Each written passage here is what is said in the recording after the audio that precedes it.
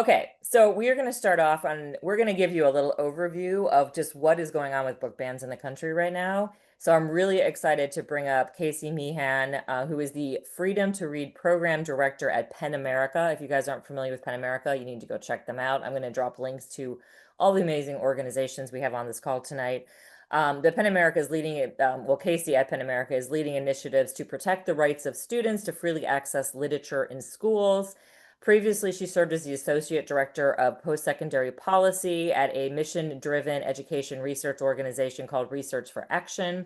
She holds a BA from the University of Pennsylvania and an MPA from the Fels Institute at the University of Pennsylvania, along with a certificate in politics. So, Casey, I'm going to bring you up here and we will get going. Okay, great. So I missed introduction, so I'll just say I'm Casey Meehan. I'm the program director for Freedom to Read at PEN America. PEN America is a 100-year-old nonprofit organization that stands at the intersection of human rights and literature and defending free speech and free expression and certainly books. So I'm happy. I think I was here with Red Wine and Blue almost 2 years ago around a similar time during National Banned Books Week. So I'm happy to be back and excited to see so many people taking time out of their evening to join us. So PEN America has a program called the Freedom to Read program. This is kind of a key focus of the organization where we have mounted a national campaign to oppose book bans. This is a little bit about what the program does, but I'm just going to keep moving so we can get into the real heart of the matter. But PEN America's team has been tracking instances of book bans since 2021. We also do a lot of work in supporting grassroots advocates and advocacy organizations and our own advocacy. We have a very strong kind of media presence in developing public communications with a real goal to raise public awareness so that we can activate people to jump in the fight in defending books and the right to read. We also have a little bit of, we do a little bit of, but now I guess a growing amount of work around sort of litigating and legislative advocacy on specific cases. So what is a book ban? I even just today I had an interview where we're still kind of debating, what a book ban is and what a definition of a book ban is. So we hear this time and again. There's lots of definitions out there, but I will give PEN's. And we really ground our definition in access. So our guiding principle here is access. Who has access to a book and who no longer has access to that book. So we consider the definition of a book ban to be any time access to a book is restricted or diminished based on the content of the materials within that book, either for a limited or indefinite period of time. This has been our definition since we started tracking in 2021. And again, really kind of grounding our principle here in access to a book. We also track the banning of unique titles. So instances and unique titles are two different variables that we track. So whereas instances may include, the same title being banned across multiple districts, our unique title is kind of one of one. So again, the same book might be banned in 10 school districts. That would be considered 10 instances or 10 bans, but one unique title. But what's important here is that really, and what we try and always highlight is that our data is absolutely an undercount. And it also does not count like the physical copies of books that are being removed from student access from libraries, in the classroom, from school libraries at the elementary, middle, and high school level. We are totally undercounting like the physical copies of books that are being removed, in addition to undercounting the magnitude or the scale of the book banning crisis in general. So PEN gets our data from information that has to be publicly reported. So that often means that there's a journalist who's covering school boards at a very local level. So school board decision making at a very local level. And that's not something that all communities have. It also requires a lot of transparency from a school district, which sometimes is not the case either, as well as a lot of effort from local grassroots organizations that are putting out public records requests and asking for information about what books are being pulled from classroom and library shelves. So you can imagine there's a lot of information that is missed here, but we certainly do our best in trying to get a real snapshot of the crisis of book banning. And then I think, it's also really important for us to say that PEN America is tracking public book bans in public schools, but book bans are happening in many places. So we know book bans are certainly happening in public libraries, as well as our prisons and jails in our criminal legal system too. And then in addition to book bans, what PEN America does not track as systematically is additional forms of educational censorship. So these are canceled author visits or library events. This can be where library displays are being pulled down or censored. I mean, just this week, we're getting lots of accounts of libraries being asked not to have Banned Book Week displays. And so, even like the even campaigns that are raising awareness about banned books are being banned or censored here. There's also increased hesitancy or censorship of library collection purchases. In school districts, we have seen no buy lists where there's a collection of books that have been placed on kind of these do not buy lists that are being shared amongst schools and certainly inform decision making of librarians and other administrators. We have also, we have cases where entire classrooms have been closed or entire library collections have been removed. Again, this is hard to quantify, so we often don't have a specific count here on those, as well as canceled book fairs. And so much of this also is happening in silence or is being under or unreported as well. So we just released our 4th school year report. So Banned in the USA is our series of book ban reporting. We just reported on the 2024 to 2025 school year, which would have been the last school year. So we're currently in the 2025 to 2026 school year. But our most recent data takes us through that 2024-2025 school year. And in that, we have recorded now nearly 23,000 instances of book bans in over 451 public school districts and in 45 states. So nearly every state has now seen at least one instance of a book ban. And really what we also know is that the censorship, the circle of censorship just keeps expanding. So in the first year, we were tracking 2,500 instances of book bans. Last year we had kind of this like monumental year of book banning where we tracked over 10,000 instances of book bans. This year we're close to 7,000, but just the way in which this is becoming kind of normalized everyday behavior in our educational system is alarming, and you can see that the effort to censor just keeps growing and growing and growing. So where are book bans occurring? As I said, when we look at the data from 2021, we see book bans in 45 states. But this looks at just this last school year. So we see, a smattering of states that have at least one instance of a book ban. Certainly we see Florida leading the way. This is like the 3rd year in a row that we see Florida kind of at the top as like a top state in terms of book removals.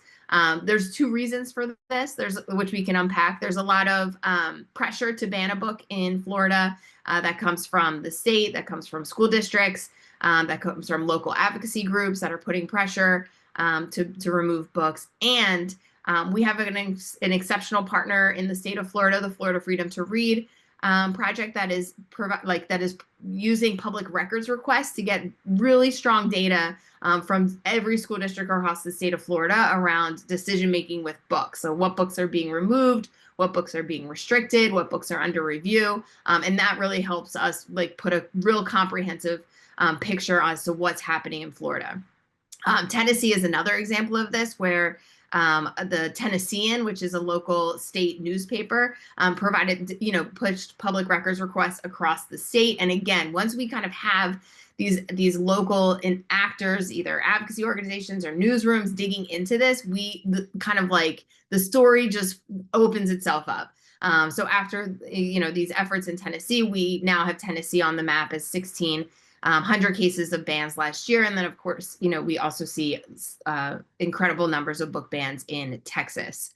And there's a little bit of a blend here where sometimes we see lots of districts that are banning 20, 30, 40, 50 books. Other cases we'll see kind of serial districts where one district may be responsible for 200, 300 book bans in their state. So there's some variation there at the district level. This year, uniquely, we also saw the Department of Defense education activity schools remove books. So that was kind of the first national ban where 590 books were banned from these military schools that are in 7 states, 2 territories, 11 countries. So we really saw the way, which I'll talk about in a bit, the way that the Trump administration is now having a role in some national and even honestly international bans if we consider where all these schools are based.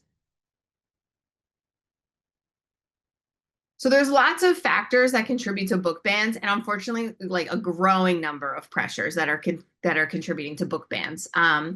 Where this movement to ban books really started was at the local level, where we saw individuals or special interest groups putting pressure on a school district and challenging very specific titles. So often it was 1 or 2 books. Sometimes it was a list of 10 books that were being challenged at the school district. And then decisions as to what to do with those books were happening at the school district level.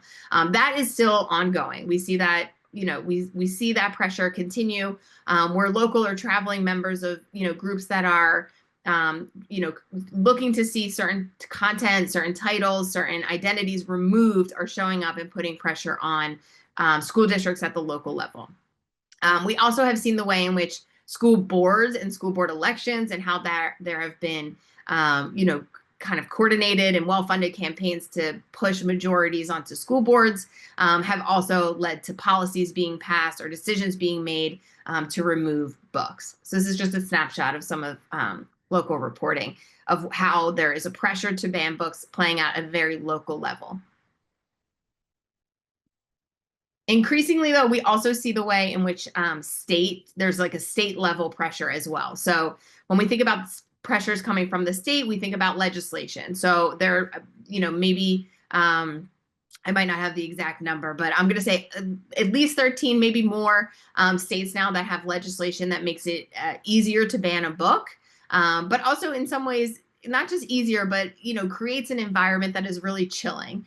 So when legislation is passed, often we see decisions being made where educators or librarians or administrators or superintendents are obeying in advance in anticipation that a book might be challenged or in anticipation that a book might be out of compliance with the law. Books are being pulled. In addition to books being pulled under kind of really narrow definitions within book banning laws as well. But we have seen the way that legislation has really had a profound effect in escalating the crisis around book banning. And then, we also see the way in which pressure campaigns are coming directly from elected and appointed politicians and officials. This could look like individuals from State Department of Education really challenging a district superintendent to remove a set of books. It could look like a governor from a state calling out books that should be removed, or again, pointing to different districts and challenging them to remove certain books. So we see, again, kind of multiple ways that we're getting pressure from states and at the state level. And just a quick spotlight. So one example here that we call out in our most recent reporting is that, now we've even seen 3 states enact legislation or state regulations that allow for kind of the statewide book banning. So we call it like a statewide no read list. We see this playing out in Utah, South Carolina, and Tennessee. And again, before these laws even went into effect, we did see kind of intimidation of enforcement lead schools to preemptively ban books. But certainly now that these laws are in effect, there's entities where, like in South Carolina, if a review committee decides to review, if the state level review committee decides to review a book and deem this book inappropriate, that book is now banned across the state. In Utah, it's a different system where if 3 districts or a handful of districts and charter schools remove a book, that book then gets triggered as a statewide ban across the state. So again, we see the ways in which that state level pressures are escalating our book banning crisis. And then, certainly within the last year, we have seen now the kind of pressures coming more from the federal level. So the White House has certainly begun to parrot lots of language that has been used at the state and local level that has been effective in chilling education and seeing books removed. We see this in many several executive orders that have been released from the White House. We have also took note of the Department of Education's Office of Civil Rights was immediately kind of disbanded. The book ban czar was removed from their position, and then the Secretary of Education declared book banning a hoax, which again is language that we have watched, for several years really being used at the local and state level.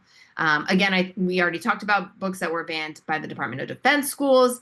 And then we've also, we paid really close attention to a recent SCOTUS ruling in Mahmood versus Taylor that has now kind of opened the door to mandated opt-outs where for children whose parents object to LGBTQ plus material. In the case itself, it was picture books.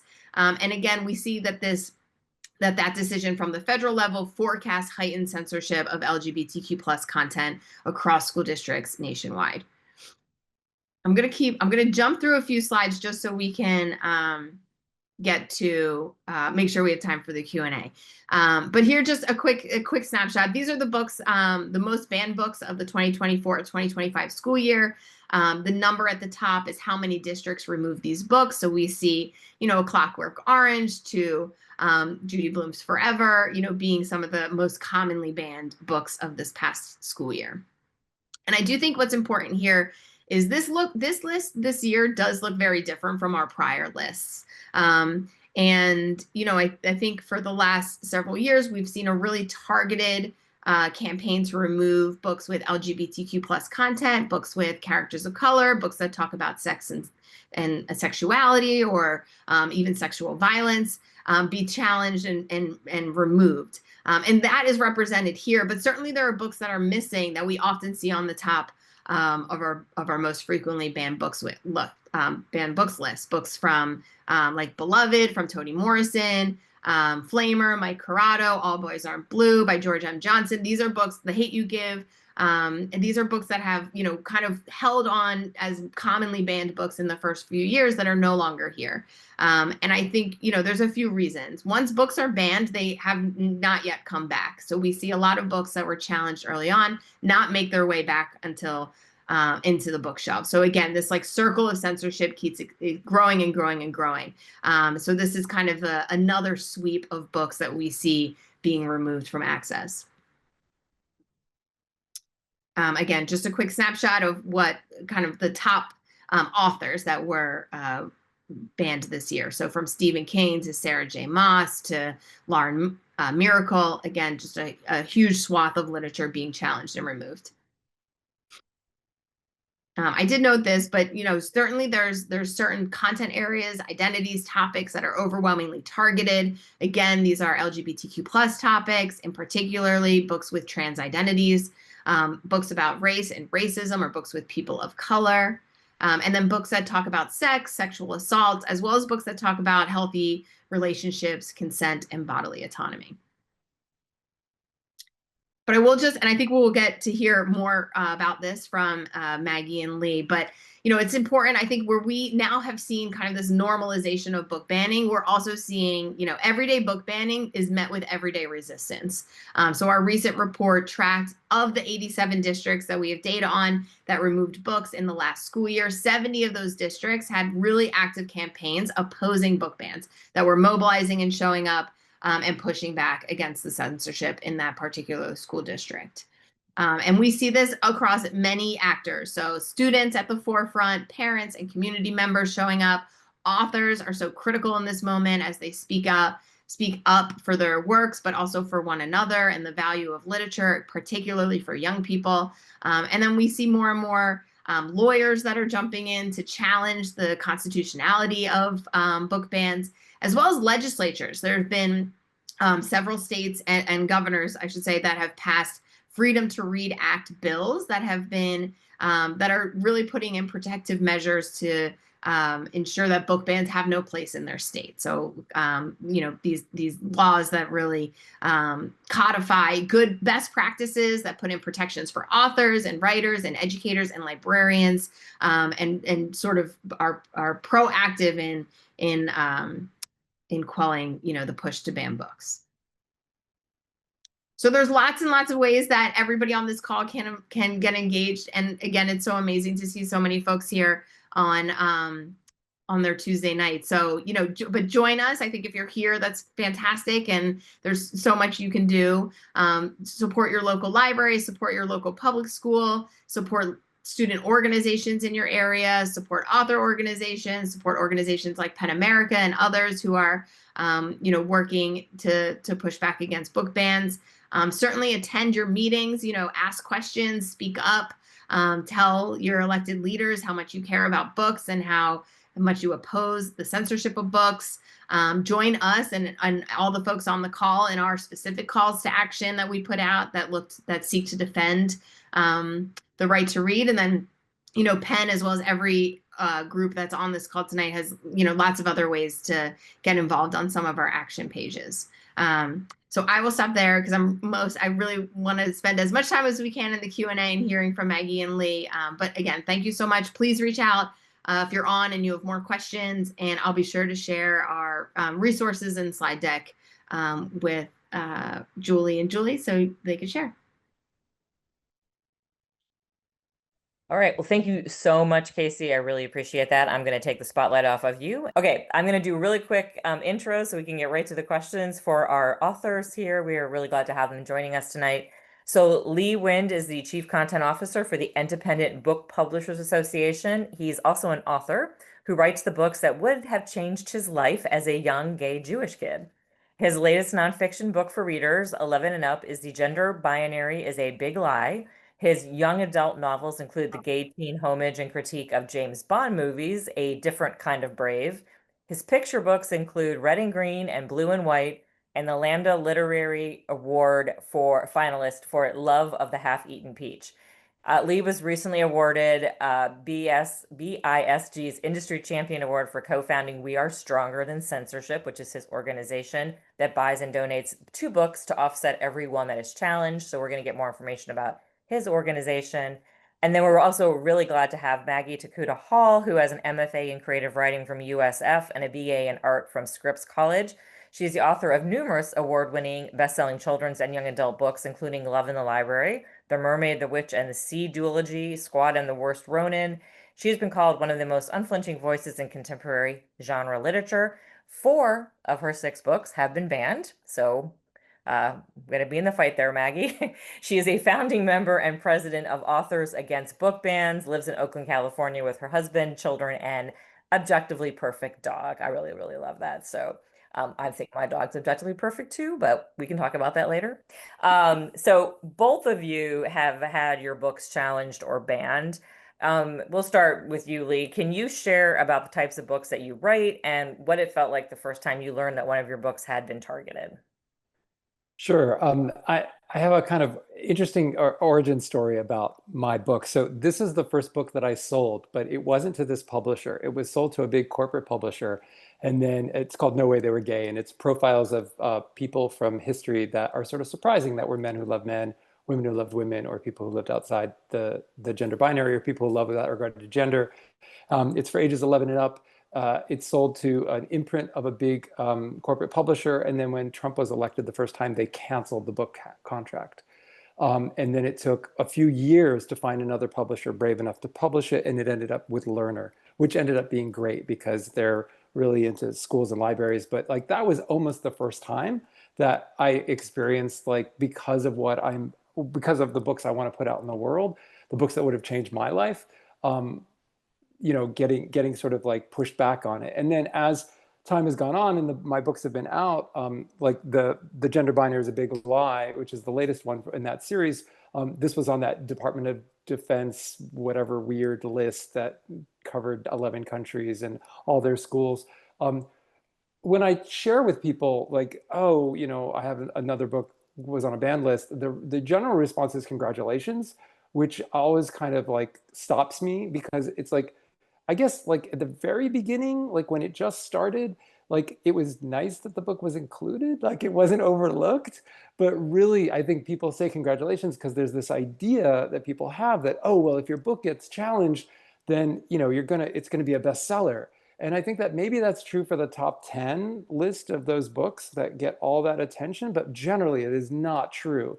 It is really hurting the sales of books across the board. And that chilling effect that Casey mentioned is really making librarians and teachers afraid to bring in any books that have queer characters or Black characters or people of color. I mean, any representations outside of sort of like this sort of Christian, white, straight, cisgender, wealthy perspective is really being challenged. And that kind of lack of representation really hurts. So it's always mixed, right? Like on the one hand, it's like nice that the book is not overlooked, but it's really not good.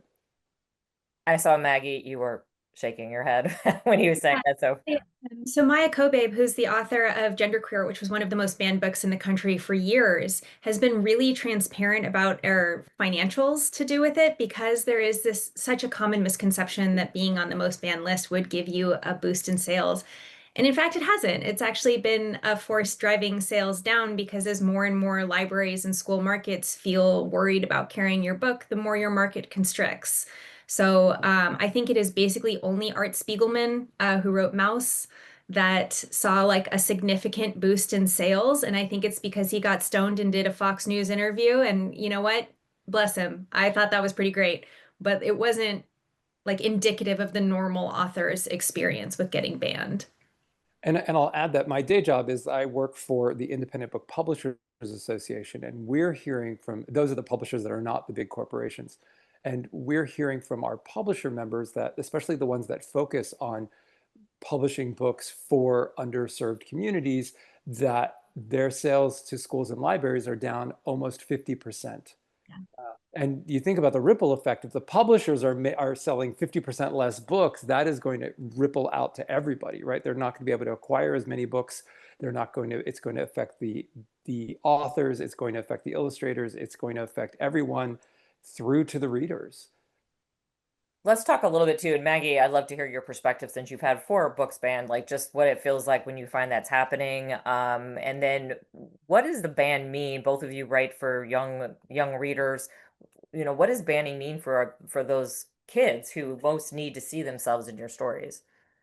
Yeah, I mean, I think we can talk about the financials of the situation and how it is a giant stone cold bummer, and more people are getting squeezed out of our industry.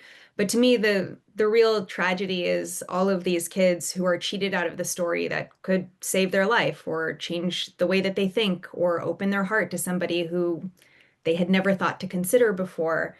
I know I was a kid who had my life changed like many times over by different books that I found in the school library, not because I considered myself an avid reader, but just because they were readily available for me. And I think that that's by and large the majority of children's experience with literature, and being able to learn how to think critically and to push their own ideas into places that they don't have sure footing, to ask questions that they don't know the answer to. That is the chief function of literature. So there's the short term of like, my God, these kids are being cheated out of the stories that could make them into lifelong readers, that could save their lives, that could make them feel seen or loved or understanding for the first time. But there's also the long-term effect of these kids are being cheated out of the possibility of being a wiser, more resilient version of themselves. And that is a real threat to democracy. Everybody who genuinely believes in democracy has always understood that an educated populace is a necessary starting point for that endeavor. And when we restrict the information that they're allowed to take in, we are restricting their ability to become that person who functions within democracy. And I think that's very much by design from the book banner's perspective. And Lee, in what terms, about you? Oh, sorry. Go ahead. Do you want to finish? I was just gonna say, in terms of how it feels personally, it feels terrible. Like, um, I wrote this book, Squad. I joke that it is my memoir, but with werewolves. It is about the rape culture that I grew up in. It takes place where I went to high school. It's a deeply personal book to me. The main character looks suspiciously like me. It's fine. We don't need to get into that. That's for therapy. But like when people ban it and they say this book is disgusting and the themes are inherently offensive, to me, it is such a it's looking at the kid that I was when I was 17 years old, understanding that what I was experiencing wasn't fair, and telling her that her experience is worthless. That, and beyond that, that it's offensive. And maybe it is offensive in certain ways. Like, it is abhorrent that rape culture exists, but that's not the reason it gets banned. It gets banned because it's a graphic novel you can flip through quickly and find the two girls kissing on one page, and people are threatened by that. Lee, I love in your bio where you said you write the books for the gay Jewish kid that you wish you were able to read when you were growing up. So, same question. How is this impacting the kids who need to be reading your books? Or, what are your thoughts on that? I think books are almost like these empathy machines, like these magic things that let us experience someone else's story in a way that lets us kind of get inside them in a way that, I don't think other mediums do it as successfully. I mean, I love movies and I love TV shows, but like a book, you get inside the character and you feel for them. And as a parent, my kiddo is in grad school now, but like I remember thinking like, what a safe way for her to sort of like experience parts of the world that she hasn't personally experienced. I want her to read those books. I want her to read the books by Ellen Hopkins so she knows that there are horrible repercussions for drug use. Like that's so much better than me lecturing her and wagging my finger. Like, yeah, read the book. Like, find out what it's kind of like in a safe way. And I think that there's this misdirection that people have thinking that, oh, I'll keep my child safe by them not knowing this thing exists. But I'll tell you, I grew up and I did not know that gay people existed. I really thought I was the only guy that liked other guys in the history of the world. And all it did was it made me feel incredibly isolated and lonely and kind of sad and dislike myself. And the idea that we can, like, books really are life changing. And it doesn't even have to be like a book that sets out to be life changing. It can just be a book that it has a main character that is is a reflection, right? Like there's this famous quote by Dr. Rudy Sims Bishop, who said that books are mirrors, right? You can see yourself reflected in them. There are windows, you can see into somebody else's life, but they're also sliding glass doors that give you access into understanding how someone else walks through the world. And I think that it's repeated so often because it's so powerful and it's so beautiful. Yeah, and then can I add that I think that there's another misdirection that people have about book banning is that they think it's about the books. And I really want you to, I really hope that everyone listening, if you take away just one thing from tonight, besides going and getting yourself some copies of Maggie's books, because they're amazing, is that it's not about the books. They want you to think it's about the books. They want you to be arguing the merits of the content of the books, because that is like, it's a distraction technique, right? It's not about the books. They're banning books that are written because okay, so A Snake Falls to Earth was published by Levine Corrido. It is, they're banning it because the author identifies as asexual.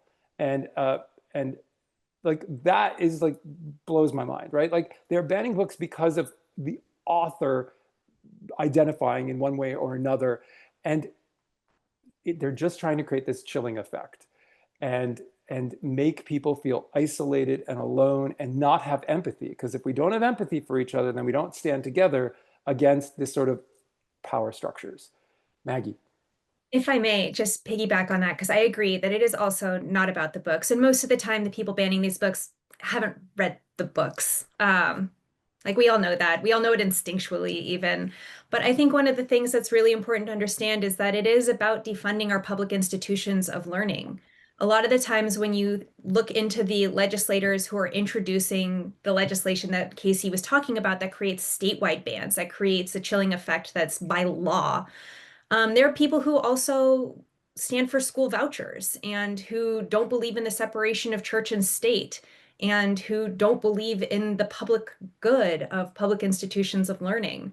And so I think when we get caught in the weeds of arguing the merit each and every single individual book, we're getting kind of lost in the larger argument, which is, hey, people deserve to have books, and you don't get to decide which books they read.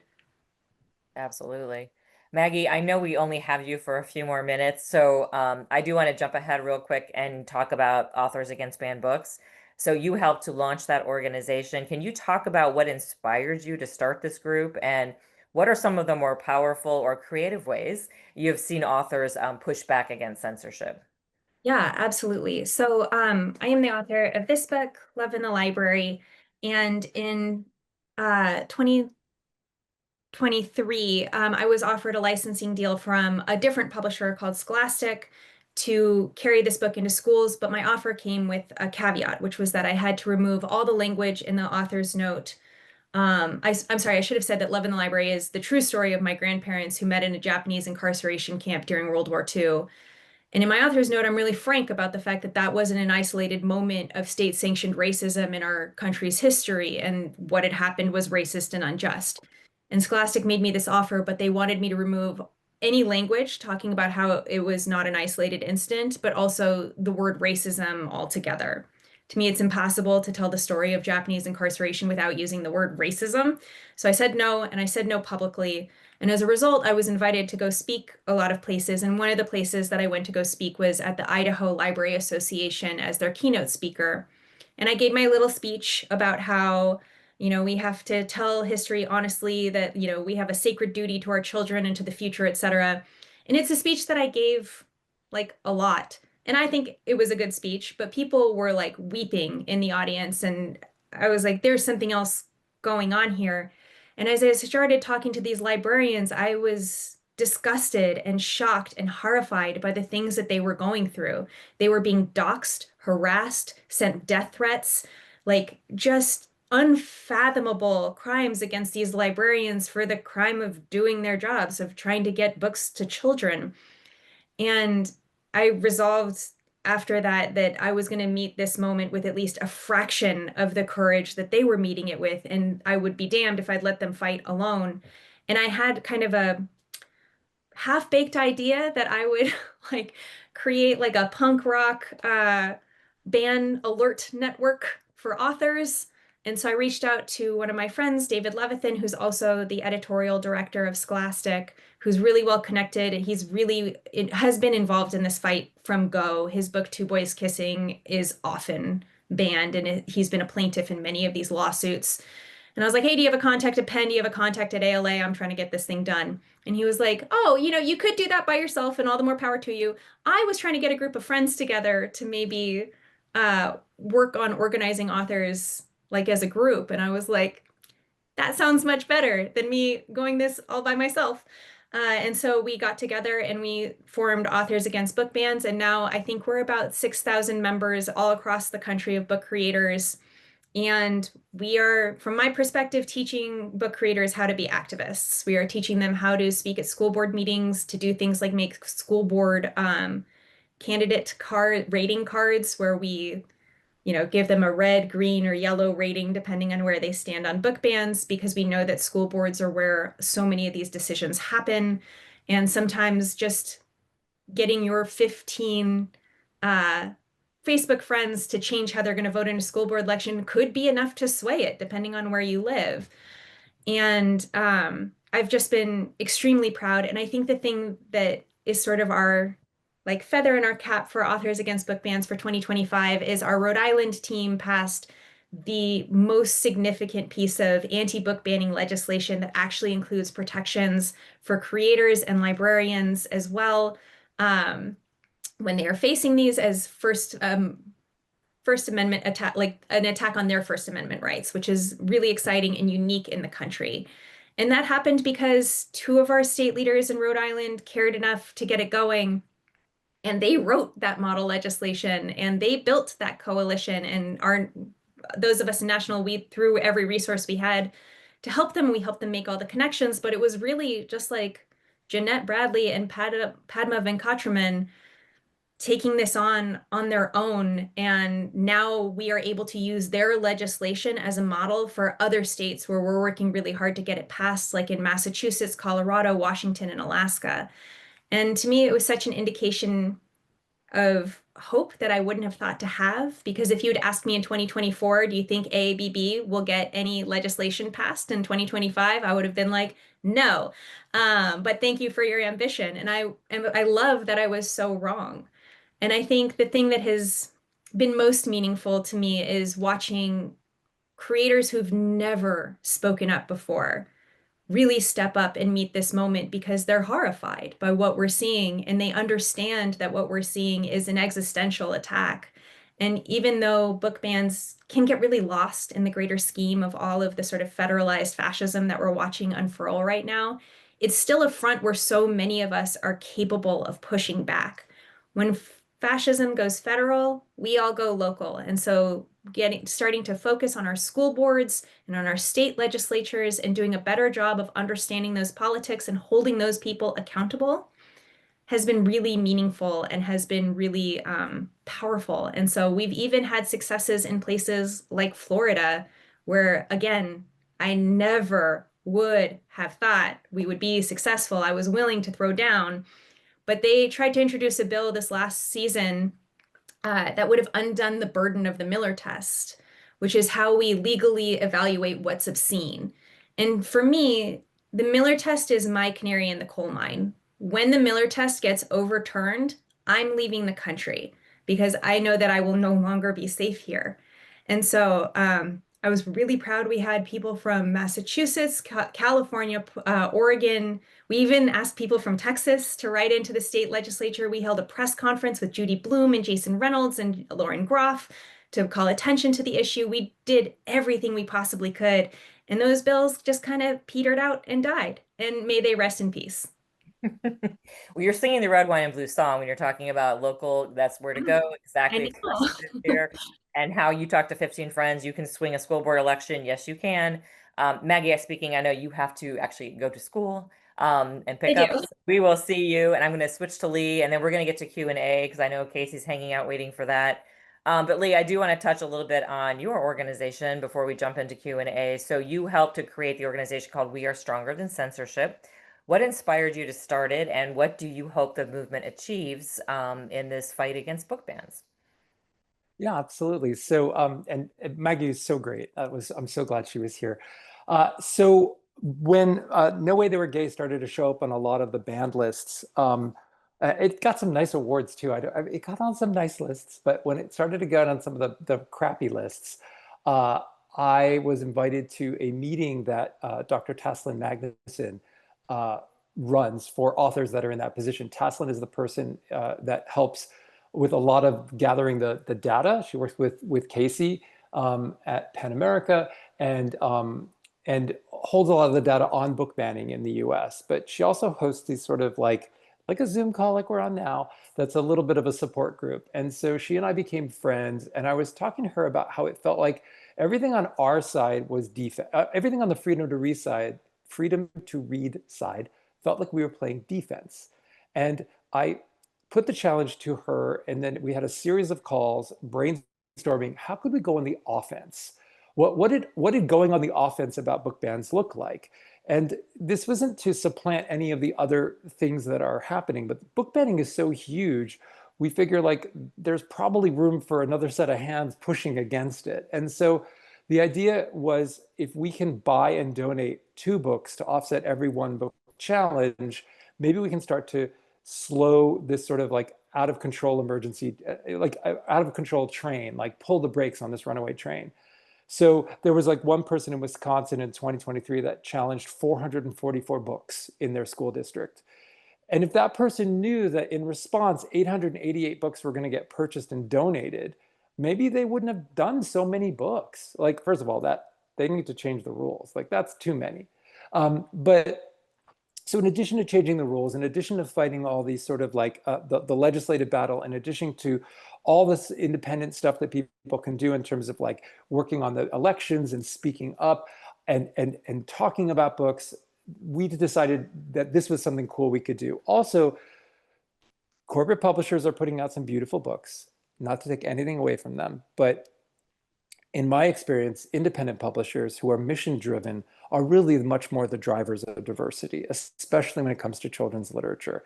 So we wanted to highlight that as well. Like when you walk into any general bookstore, 4 out of the 5 books that you see are from the big corporate publishers. But that 5th book, that 20%, those are from indie publishers. And just the organization that I work for, the nonprofit, we represent over 3,200 publishers. And so the idea was to sort of highlight some of these amazing publishers like Just Us Books and Lee and Low and Levine Corrido and Charles Bridge, like trying to get the word out about the fact that it's not, and also not having them.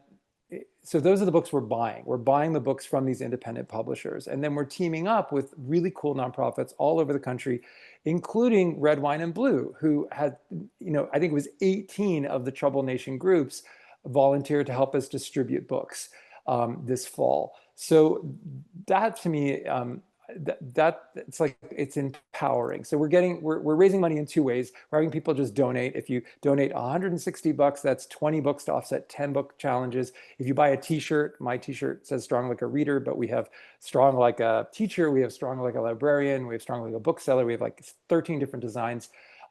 The logo, I don't know if you can see it, but it's a do not enter sign that in the circle that is opening up to reveal it's a book being read. And so we use that everywhere because we think it's super cool as a metaphor. And so like this shirt, nobody gets a shirt for free. My shirt, I bought it. And then my shirt included a $16 donation to buy 2 books to offset 1 book challenge. So we've raised over $3,500 just by selling t-shirts and sweatshirts. And so far we have raised, this is the balance from this week, we've raised $22,274, which lets us offset 1,392 book challenges by being able to buy and donate 2,784 books. So it feels like it's this cool thing. Like it is a little punk rock, like Maggie was saying, right? Like we can kind of push back, make the numbers work against the book banners, and hopefully sort of like help be a way to do something that feels kind of good. Like the news about book bans has been so like difficult and bad. So it's fun to have something that's like, hey, I have something to do. I have something we can do that's sort of like a little punk rock, a little pushing back, which I like. I love the creativity. I know we have questions in the chat, and I'm going to bring up Julie and bring Casey back. And Julie, if you want to run over a little bit, I know we probably have a lot of questions to try to get answered. And I know, Casey, that you explained it a bit in the chat, but just so that everybody can hear it, the Miller test. Can you briefly say what that is? Sure.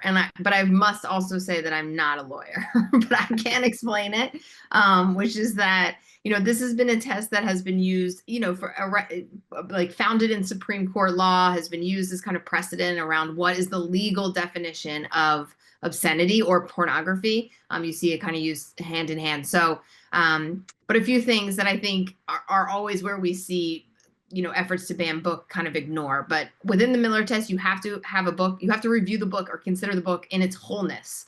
Oftentimes in book banning, we see excerpts taken way out of context that's used to challenge a book. So the Miller test is used as like, the idea that you have to consider a book in its wholeness, the context of the book, the full content of the book is important for evaluating book.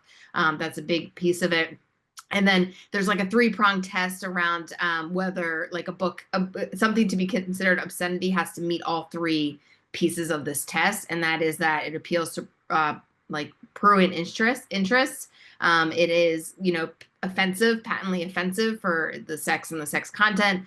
And then also that it, has no literary or artistic merit. So again, you can imagine if we're talking about books that have been identified with intention for a public library or a public school library, we can feel sure that there is some literary or artistic merit in those books, that they are not meeting any legal or colloquial definition of obscenity or pornography. But if certainly we see that we see that language used, but often the Miller test is a good way to push back and oppose that misclassification of books.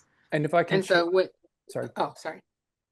May Go I just ahead, chime in with one? So this is really important that there's a test, right? Because otherwise it just becomes this sort of like weird realm where they're just, people are accusing books like, so there's a beautiful book for babies called Everywhere Baby by Marla Frazee was the illustrator. I forget the author's name, but I'll look it up. But anyway, it includes a scene where it's like, it's babies, right? It's like parents with their exhausted babies, or it's actually exhausted parents with their babies. And there was this one scene of two women that kind of like, you know, like it looks like a two-mom family, and they're like slumped on a bed, you know, I think one's arm is over the other, and they're rocking the kid while they're just like trying to get the kid to fall back asleep. And it's super sweet. And, you know, it's not a sexual scene, but because it's a depiction of a two-mom family, that book has been called obscene. And accused of being pornography. It is not pornography. It is, you know, the other scene from that book that people are upset with is that there are two, it's a street scene, and everyone's clothed and walking around, and some families have babies in strollers and some are carrying them in baby Bjorns and stuff. And there's this two guys, one has his arm around the other as they're walking down the street. Like, the very existence of queer people does not make it pornography. And yet if they call it pornography, if they call it obscene, and then somebody is defending the book, they can be like, oh, well, you're trying to defend pornography. It is a really weird, slippery slope. So I get why Maggie's like, the Miller test is so important, because it's like there has to be some objective thing, but they're just calling it obscene, because then anybody arguing against them is like, oh, you want to give pornography to children. No, don't fall for it. So this test, when they're trying to repeal it, that's done like at the state level then? So it's being challenged within district courts. So as books are being challenged as book bans are being challenged for the constitutionality of a book ban, you can see, you know, some arguments begin to test kind of Miller theory. That's what Maggie was referring to. I mean, arguments are testing. There's lots of ways that there's legal arguments being made about book bans, but that's like one avenue where we see kind of a chipping away of what, you know, has been at the kind of the legal standard of obscenity.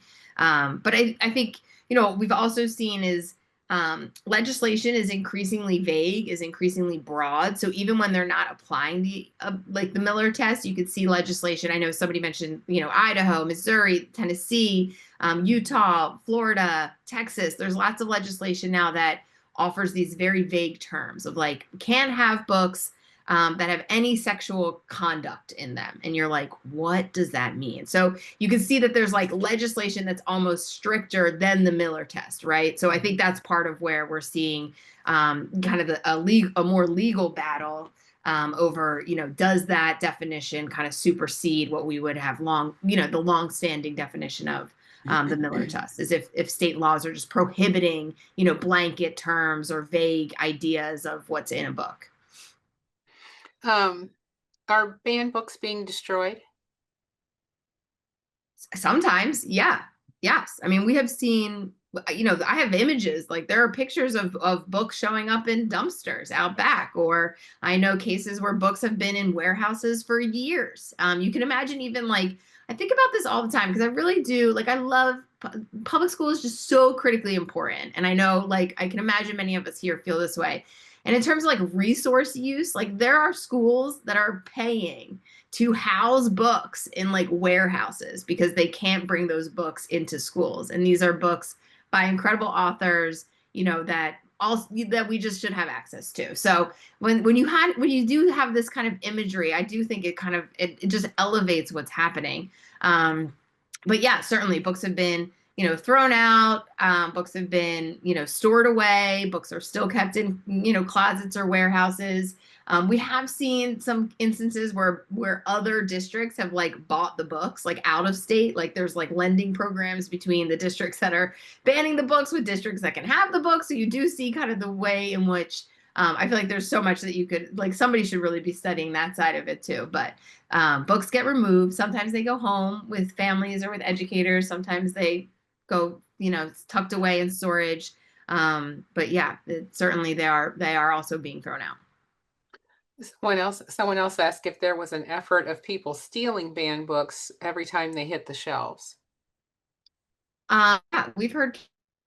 No, Lee, you're nodding. So, I mean, Yeah, certainly we've I've heard. definitely heard a few. I've read a few articles about them, checking out the books with the goal to never return them. Although I did hear a funny blowback on that, which was that then the library thinks that the books are really in demand, and so they order more. That's great. That's great. Will you make sure that you give that link to buy the t-shirts to Julie so she can send it out to everybody tomorrow? I know you put it in the chat, but this way everybody will get it. I dropped it in the chat already, and I'm going to drop the resources page that we have. So everything you guys have heard about tonight is on our resource page, but I'm going to get the slides from Casey still, and I'll put those on there tomorrow. Okay. And then what do you say when people or judges say that that's not a true book ban because the person can still buy it? Let's check your privilege. That part. Not everybody can afford to buy every book. I can't afford to buy every book I want to get. I constantly am getting books from the library. And especially for kids, I mean, that's not fair. They don't have an income, they're, yeah, no, not cool. I mean, I think too, like when we think about public school libraries as well, I mean, books are there for enjoyment, but you can also imagine that books are there for there are plenty of educators on this call. Like an educator may actually send a student to a library, right? Imagine this, to do some research to pull a book. So like there's, again, there's different like books have all sorts of different values. So the idea that if it's not there, just go get it. Like again, you might need it in the middle of the day for like an assignment. That's what that's the intent of school libraries. So totally agree with Lee. Check your privilege.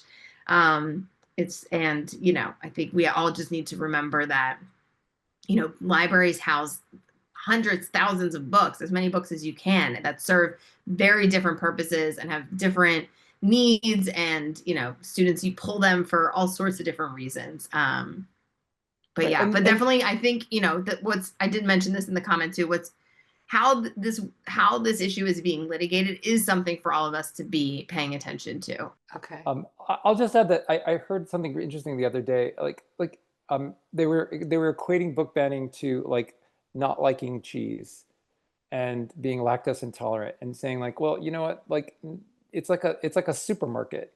Not every food in the supermarket is for every person that walks into the supermarket. Not every book in the library is going to be for me, and that should be okay. Like I'm okay with there being books in the library that are not for me or my family, and the audacity of thinking that nobody else should have access to something that I don't particularly want for me or my family, I find that so offensive and so antithetical to the whole premise of sort of like the freedom that we were supposed to sing about the ideals of this country. The reason my parents emigrated here before I was born, it was that like America was the land of the free. It doesn't feel very free when other people are telling you what you can and cannot read, or what your children can and cannot read. That just seems ridiculous.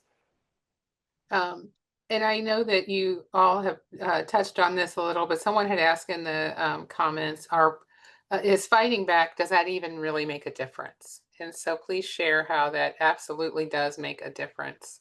Absolutely. I think of it like a choir, right? Like sometimes we get exhausted, but if we can remember that, like, if you've ever sung in a choir, you know that you can't sustain a note forever. You are going to need to take a breath.